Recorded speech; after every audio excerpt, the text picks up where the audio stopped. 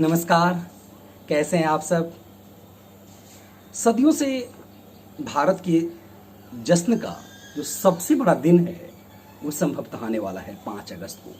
पूरा भारत उस उमंग में होगा, उस उत्साह में होगा और वो एकदम से दिवाली से भी बड़ी रोशनी वाला दिन होगा।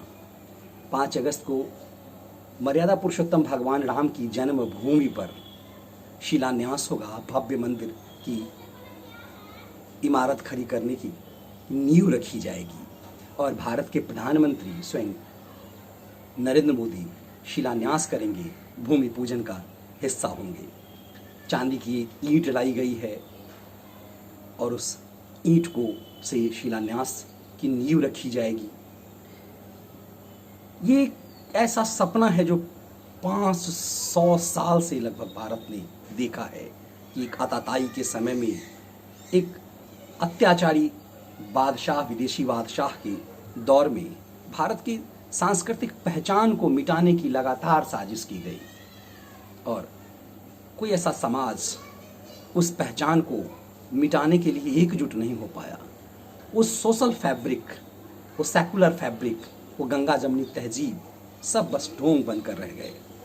बड़े पैमाने पर आप लोगों की व्हाट्सएप बहुत बड़े पैमाने पर मिले कि इस पर अपनी राय दीजिए कि कोई फैज़ ईंट लेके आ रहा है, कोई अब्दुल्ला मिट्टी लेकर के आ रहा है और उसे विश्व हिंदू परिषद भी उसे मान्यता देने की कोशिश कर रहा है। इतना दबाव सेकुलर गैंग की तरफ से है, लिब्रांडू ढोंगियों की तरफ से है। मक्कार पांडे और खैराती पांडे गिरोह, इन लोगों ने भी एक गंगा जमनी तहजीब की बात करनी शुरू कर दी है कि राम जन्मभूमि पर जो मंदिर बने उसका सेकुलर फैब्रिक होना चाहिए। ये वही लोग हैं जो 5 जजों के संवैधानिक पीठ के फैसले पर भी सवाल उठाते रहे। ये वही लोग हैं जो लगातार साजिश करते रहे कि किसी भी ढंग से अयोध्या में राम मंदिर ना बन सके। यही वो लोग हैं जो वहाँ पर कभी मंदिर कभी फुटबॉल का मैदान, कभी स्टेडियम, कभी अस्पताल बनाने की बात करते थे। ये लोग कभी भी मक्का मदीना में इस तरह की बातें नहीं करते। ये ढोंगी, ये गैंग, विदेशी फंड से पलने वाले ये खैराती गिरोह उस समय तक भी अपने एजेंडे में रहे जब देश की सबसे बड़ी अदालत की 5 सदस्यीय संविधान पीठ ने ऐतिहासिक फैसला दिया जिसमें भारत के वर्तमान चीफ जस्टिस के साथ साथ 4 भावी चीफ जस्टिस भी थे।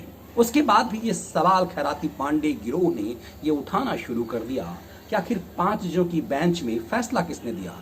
ये इंसाफ नहीं हुआ है, ये बस एक फैसला दे दिया गया है। इस तरह की बातें की जाने लगी। अब उसी गिरोह के द्वारा एक ढोंग रचा जा रहा है मीडिया में बड़े पैमाने पर कि कोई फैज जो है पैदल चल करके मसिर पे ईंट लेकर आ रहा है, कोई अब्दुल्ला जो है मिट्टी लेकर के आ रहा है अलग अलग जगहों की। ये ढोंग है। ये राम मंदिर को सेकुलर फैब्रिक चढ़ाने की एक घृणित साजिश है। यदि ये होना चाहिए था तो ये उस समय होना चाहिए था कि जब पूरा समाज एक समय में एकजुट होकर कहता कि राम भारत के सांस्कृतिक पुरुष हैं, राम भारत की पहचान है, इसीलिए राम मंदिर जो है, राम मंदिर सबको मिल करके बनाना चाहिए और राम मंदिर को फैसले अदालत में नहीं जाने चाहिए, इस पर कोई विवाद नहीं होनी चाहिए। अब यदि ये कोई फैज़ है, ये कोई अब्दुल्ला है, इन सबको मिल करके यदि राम के प्रति इनकी आस्था है तो उन्हें स्वीकारना चाहिए कि राम कृष्ण के अवतार हैं, कृष्ण राम के अवतार हैं। तो ऐसे में इन्हें मथुरा आगे बढ़ना चाहिए, काशी के लिए प्रयास करना चाहिए कि इन सब जगहों पर कैसे आताताइयों ने भारत की सांस्कृतिक पहचान को ख़त्म कर दी है। ये सेकुलर फैब्रिक होगा, ये गंगा जमुनी तहजीब असली होगा और इसके लिए इन तमाम लिब्रांडो गिरोह, इन खैराती पांडे और इस लिबरल्स चैनल्स के जो ढोंगी हैं, जो दरअसल सही मायने में जो जितने दंगे फसाद होते हैं, जितने ब्लास्ट होते हैं, जो सीरियल ब्लास्ट जो 2004 से लेकर के 2008-9 के दौर में जो हुए, उसे व्यक्ति के रूप में संज्ञा देने की कोशिश की गई, लेकिन किसी फैज को जाति बनाया जा रहा है। इस फ्रेमवर्क को समझिए कि लगातार देश भर में जो ब्लास्ट हो रहे थे तो वो व्यक्तिवाचक था, लेकिन एक फैज जातिवाचक है।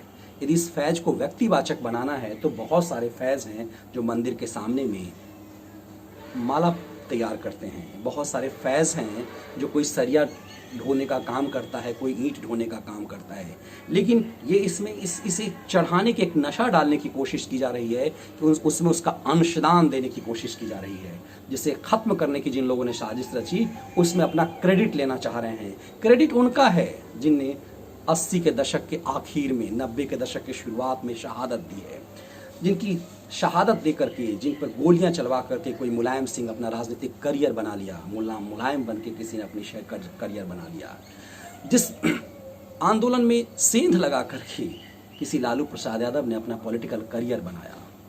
ये सब फिर से सवाल करने लायक है कि आखिर ये पूरा गैंग ये क्यों जय श्री राम को हिंसक नारा कहता है। अब कमाल की बात देखिएगा कि एक फैशन चला कि सिया राम बोला जाना चाहिए, जय श्री राम में हिंसा है। रामायण जब टीवी पर प्रसारित किया जाने लगा तो ये लिबरल गिरोह ने कहा कि रामायण देखना कौन चाहता है। जब रामायण प्रसारित हुआ तो पता चला कि पूरे देश ने एकजुट होकर के देखा और टीआरपी के तमाम रिकॉर्ड तोड़ दिए गए। अब देखेंगे कि कवि है, अपने आप को राष्ट्रवादी भी कहता है, लेकिन वो कुमार विश्वास नामक एक कवि वो भी ढोंग करता है कि ये जय श्री राम एक हिंसक नारा है, सिया राम होना चाहिए, सिया के बिना राम अधूरे हैं। इन मूर्खों को समझाना चाहिए कि जिस जन्मभूमि की बात की जा रही है वो सिया के बिना राम का बचपन है, और वो राम जो हैं उस सुप्रीम कोर्ट के उस लड़ाई में एक वादी थे, राम भी एक पार्टी थे। और ये जो ढोंग करते हैं कि जय श्री राम जो है तो वो एक वहाँ से कहीं ना कहीं हिंसा की बू आती है। उसी जय श्री राम के नारे से राम ने शक्ति मिली थी, पूरी राम सेना को शक्ति मिली थी, तभी रावण जैसे अत्याचारी अताताई का वध करके राम बन पाए थे।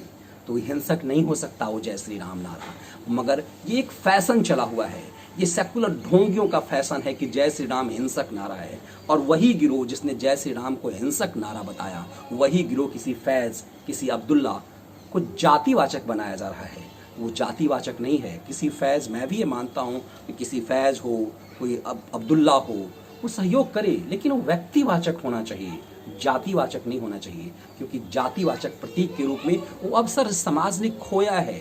एक गंगा जमनी तहजीब की जो बात की जा रही थी, वो यदि प्रयास होता तो प्रयास ये बेहतर हो सकता था कि सब के सब मिल करके कहते थे कि ये मामला अदालत में नहीं जाएगा, ये मामला हम बैठ करके हल करेंगे, जो प्रयास नरसिम्हा राव ने किया था। मुझे लगता है कि भारत की आज़ादी में, कांग्रेस के पूरे दौर में, यदि किसी ने भारत की सांस्कृतिक पहचान को सल्टाने की कोशिश की तो सिर्फ नरसिम्हा राव थे। पूरी कांग्रेस इसी योजना में रही कि ये मामला जितना फंसा रहेगा, जितना उलझा रहेगा, उतना उनके लिए ये वोट बैंक की ताकत बनी रहेगी। इसीलिए देखिए, कमाल की बात है कि कर्नाटक से कुछ लोग अपने गांव की पवित्र मिट्टी लेकर के आ रहे हैं, वो पैदल आ रहे हैं राम के प्रति आस्था के लिए। मीडिया में उनकी चर्चा नहीं है, लेकिन किसी फैज़ की चर्चा है, किसी अब्दुल्ला की चर्चा है। ये दिखाता है कि ठीक 70 के दशक के उन फिल्मों की तरह कि एक नवाजी जो है वो बहुत बड़ा संत है और उसे जातिवाचक बनाया जा रहा है। फिर से दोहराना चाहूँगा, लेकिन 2004 से लेकर 2010 तक देश भर की अलग अलग शहरों में जो ब्लास्ट होते रहे, वो एक मजहब के नाम पर ब्लास्ट, आतंक होते रहे, लेकिन उसे व्यक्तिवाचक बनाया गया कि कोई समुदाय जो है वो आतंकी नहीं हो सकता है। तो यहाँ पर इस किसी फैज़ को आप जातिवाचक मत बनाइए, इसका महिमा मंडन मत कीजिए। यदि किसी की इच्छा भी है तो एक व्यक्ति है कि जो अपना सहयोग देना चाह रहा है, लेकिन सवाल यह है कि उसका सहयोग उस गर्भगृह में नहीं हो सकता, क्योंकि उसका वहाँ पर उसका इस्लाम नष्ट हो जाएगा, उसका मजहब नष्ट हो जाएगा, क्योंकि हर जगह इस्लाम उसका खतरे में पड़ता है। पूजा, यदि उसने पूजा कर लिया उसका इस्लाम खतरे में पड़ गया। हम यदि नमाज़ पढ़ लेंगे तो हमारा हिंदुत्व तो खतरे में नहीं पड़ेगा, लेकिन उसने पूजा कर ली, अपने घर में यदि किसी की मूर्ति रख ली तो उसका इस्लाम नष्ट हो जाता है। इसीलिए उन्हें नष्ट होने से बचाइए और इस तरह के तमाम ढोंग से उन्हें बचाइए। ये ढोंग है और ये पूरी तरह से ढोंग है जो राम जन्मभूमि पर सेकुलर फैब्रिक चढ़ाने की एक घृणित साजिश रची जा रही है, और वो उन लोगों के द्वारा जिन्हें लगातार कोशिश की कि किसी भी तरीके से अयोध्या में राम मंदिर ना बने। इस साजिश को देश को समझना पड़ेगा कि इसके सबसे ज़्यादा खतरनाक कोई मजहब नहीं, ये लिबरल गैंग है जो भारत की सुकून और शांति के लिए को अपना बाजार बनाने की एक बड़ी साजिश रच रहे हैं। इसीलिए इन्हें खैराती गिरोह, खैराती लिबरल गिरोह कहा जाना चाहिए। और एक बड़े पैमाने पर ये साजिश रच रहे हैं मीडिया में कि कोई फैज़, कोई अब्दुल्ला इस तरह का योगदान राम के लिए करना चाह रहा है तो क्यों नहीं। राम सबके हैं, लेकिन उसे एक जातिवाचक बना करके उसे इस ढोंग में गढ़ने का, ये गंगा जमनी तहजीब के फरेब में गढ़ने की कोशिश के बदले आस्था और निष्ठा का बनाया जाना चाहिए। क्या वो निष्ठा उस व्यक्ति के लिए है तो व्यक्ति के लिहाज से उसे लिया जाना चाहिए, जाति के लिहाज से नहीं। इसलिए इस ढोंग को समझने की ज़रूरत है, क्योंकि ये सदियों के सपने का पूरा होने का वक्त है। और इस सपने को पूरा होने में किसी भी खिलंदर का, किसी भी साजिशकर्ता के साजिश को स्वीकार नहीं किया जाना चाहिए।